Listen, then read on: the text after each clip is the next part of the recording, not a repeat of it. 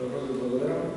Денес политичката партија Левица, како правно лице, и пратениците Димитар Апасиев и Борислав Крнов, како физички лица, поднесува кривична пријава против двајцата пратеници од владеачката коалиција Можеме, кои што дојдоа во скафандери на претходната седница на Собранието и против спикерот Талат Џафери.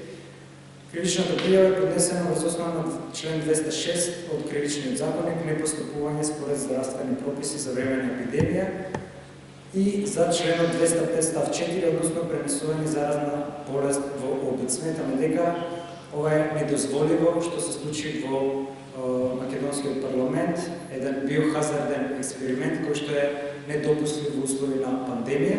Она што го кажува спикерот Џафери дека има посебен протокол за тоа не важи затоа што протоколот се однесува на суспектни, а не на позитивни случаи на коронавирусот. И од тука очекуваме обвинителството со истата непристрасност и итност, како што постапува во случаи кога граѓани ќе прекршат карантина кој има одреден со решение на Државниот санитарен и здравствен инспекторат, истото да постапат и во случајов и пријавените да бидат повикани на распит и казнети согласно законот. Доколку имате прашање.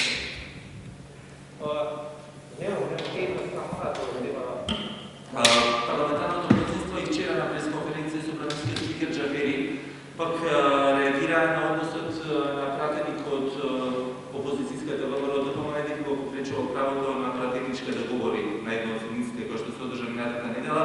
Гледате ли вие како Левица некој почитување на оваа тема во законодавниот оквир пред овој случај? Не, мислам дека ние си како парламент сме во меѓу подобрите во Европа со оглед на застапеноста на родова еднаквост и мислам дека во тој случај немаше никаков скандал. Тоа е план Б во случај пратениците да ја завземат говореницата, како што направи Алијанса Алтернатива и сега на Џафери му истекнува како трупов опеачки да им дава микрофон на пратениците. Мислам дека немаше никаков инцидент, тоа е повеќе помпа и медиумски спин, отколку што беше реално некоја забрзување. Барем јас бидејќи бев присутен и го гледав од таа што немаше нешто скандалозно. Благодарам.